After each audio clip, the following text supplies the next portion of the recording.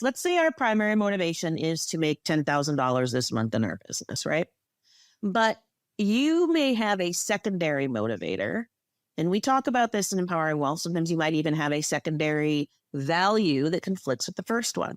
If this first motivation, this first thing that you're focused on, which is the 10 grand a month, also comes paired with a secondary motivator, such as I want to work as little as possible this month, right?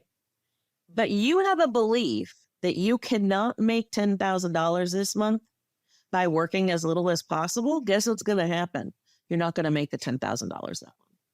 If you have the desire to make $10,000 this month, and you have the secondary motivation to make sure that every single person around you is happy and taken care of first before you focus on your business, guess what's going to happen? You're not going to make that $10,000 that month because all of your time and energy is going to be focused on other people and nourishing and nurturing them instead of nourishing and nurturing your business and yourself and your income goals and your focus and your time and your energy.